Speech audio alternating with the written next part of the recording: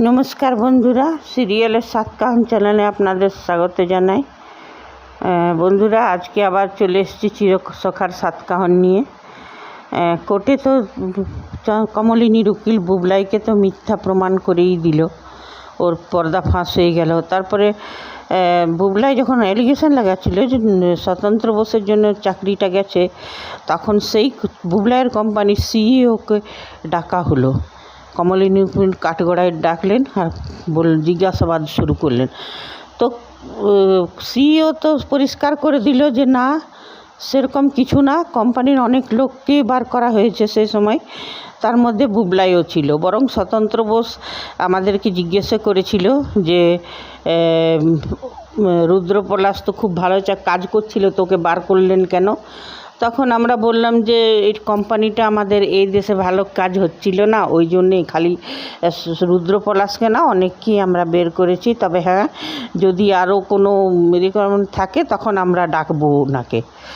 কমলিনীর উকিল সেইটাই জজের কাছে বললেন যে স্যার, আমি পরিষ্কার করতে পেরেছি এই ছেলেটি হচ্ছে কল্পনাপ্রবণ, নিজের মনে একটা গল্প বানিয়ে নেয় আর সেটাকে সত্যি করে। আর এনার শ্বশুরবাড়ির লোক তো আছেই এনার কানে কুমন্ত্রণা দিবার জন্যে।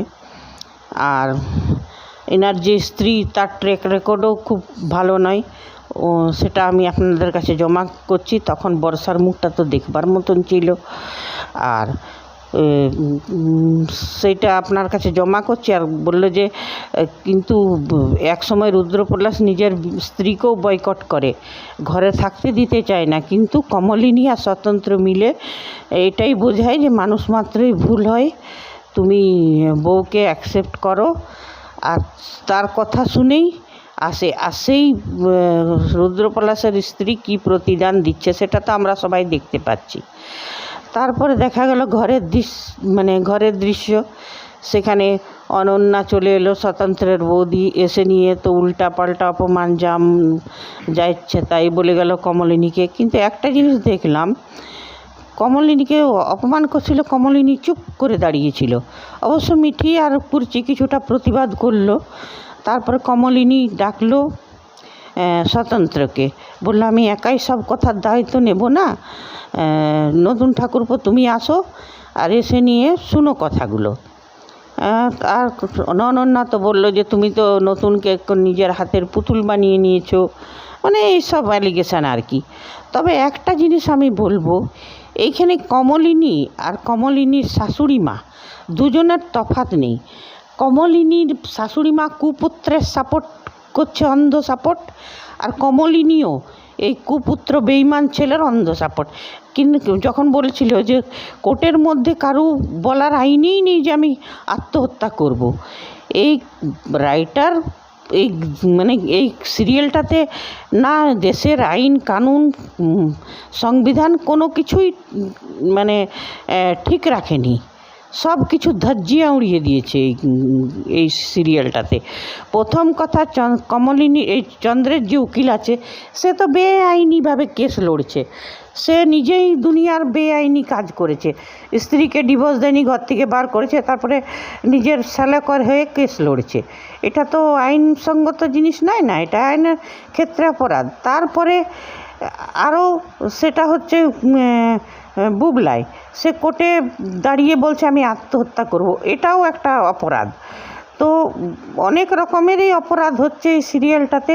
আর তারপরে কমলিনী আবার ছেলের আত্মহত্যা শুনে নিয়ে পরে মায়ের বিগলিত প্রাণ, আমিও আত্মহত্যা করব।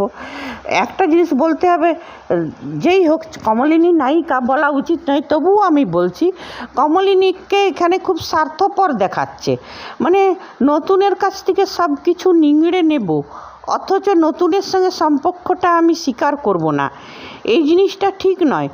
কমলিনী যে কিছু আজ আছে সে নতুনের জন্যেই আছে, স্বতন্ত্র বোসের জন্যে বাড়ি কিনে দিয়েছে, সব কিছু কমলিনী নিজের চেষ্টায় কিছুই করতে পারেনি। আর তারপরেও মায়ের সেই কুপুত্রের জন্যে প্রাণ একদম উতলে উঠছে। এগুলো দেখে দর্শকের আরও মাথা গরম হচ্ছে। কমলিনীকে যত অপমান করলো অনন্যা সেখানে, আর তারপরে বর্ষা আর বুবলাই চলে এলো ফোপর দালালি করতে মাঝখানে ওদের। হ্যাঁ, তো কমলিনী ওদেরকেও কিছু বলছে না, এগুলো নেওয়া যাচ্ছে না। এগুলো দর্শকরা মেনে নিতে পারছে না। কিছু আইনসঙ্গত জিনিস দেখানো হোক, যেগুলো দেশের আইন কানুন মানে লোকে সম্মান করে। আইন কানুনকে ধজ্জিয়া উড়িয়ে গল্পের গরুকে গাছে চাপালে তার হবে না। ভালো জিনিস কিছু দেখাতে হবে, তবেই সিরিয়ালটা ভালো লাগবে। না হলে এই সিরিয়ালের টিআরপি বেশি দিন থাকবে না, এটা আমার যেরকম দেখে মনে হচ্ছে। ঠিক আছে বন্ধুরা, আজ এতটাই। দেখা যাক কাল কি হবে। কাল স্বতন্ত্র এসে অনন্যার মুখ কী করে বন্ধ করে সেটাই দেখব। ধন্যবাদ, বাই।